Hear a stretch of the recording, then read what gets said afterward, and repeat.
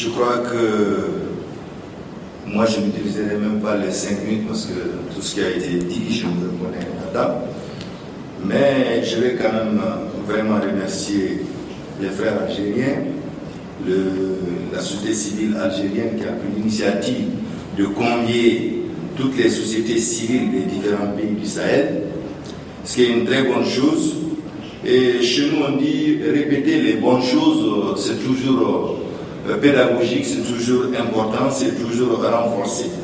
Donc je vais revenir sur le fait que nos sociétés civiles malheureusement agissent comme des sapeurs-pompiers. Et il faudrait qu'on quitte ce stade. Il faudrait désormais qu'on soit prévoyant. Il faudrait désormais qu'on voie les problèmes venir et qu'on agisse à temps.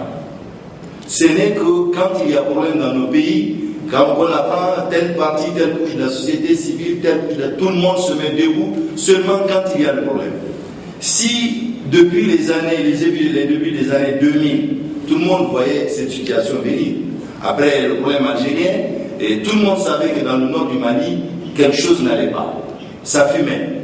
Mais malheureusement, personne ne disait mot. La société civile, elle est très calme, elle ne parle pas. C'est surtout les partis politiques qui parlent, et c'est les partis politiques qui intéressent les gouvernants pour des raisons d'alliance, pour des moyens d'aller, des stratégies d'aller au pouvoir. Alors qu'en réalité, le plus gros de l'électorat dans nos pays, c'est dans la société civile. C'est pratiquement plein de gens qui sont là, qui voient les choses venir, mais qui préfèrent se taire et croiser les bras. Je crois donc désormais, il faudrait que l'on prenne les choses très au sérieux dès au départ. Dès que l'on sent que ça fume quelque part, mettons-nous debout. Et je m'en vais vous dire par exemple au Mali, loin de moi de faire de la politique. En ce moment au Mali, la chose a atteint un niveau où j'ai vu plusieurs organisations de la société civile se mêler de politique en ce moment. Ils sont en train même de réfléchir sur quel candidat pourrait nous sortir de cette situation. Vraiment, je ne fais pas de campagne pour qui que ce soit ici. Je suis représentant de Al-Karama, l'alliance de la communauté arabe du Mali. Mais vous rentrez dans le bas peuple, vous rentrez dans le Mali profond aujourd'hui, on vous dit, en tout cas, parmi les hommes politiques, un tel est le seul qui a su dire la vérité à tout moment. Il s'agit de l'homme dont vous avez parlé ce matin ici, Ibrahim Boubacar Keïta. Donc, avant qu'aujourd'hui la société civile a compris qu'il faut qu'elle s'intéresse, il faut qu'elle rentre dans le jeu politique. Il faut qu'elle aussi participe à la mise en place des hommes politiques, des gouvernants.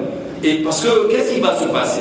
À chaque fois que ces gens sont au pouvoir, alors c'est tel parti, tel groupement de partis qui m'ont mis au pouvoir, il n'y a que ceci qui compte pour lui. Donc je crois que désormais, je ne dis pas de nous engager à faire de la politique politicienne, mais il faudrait qu'on s'intéresse à la vie de nos nations et qu'on s'y intéresse à temps. Et ce réseau, je crois, il est tellement urgent que je demande vraiment à la conférence d'y réfléchir et vraiment, comme elle est souveraine, comme le dit tout de suite le président, qu'elle prenne les dispositions qu'avant qu'on ne quitte Alger, ce réseau soit mis en place et qu'un plan d'action, ou en tout cas un projet de plan d'action soit mis en place, qu'on pourra présenter à nos différentes organisations. Je vous remercie.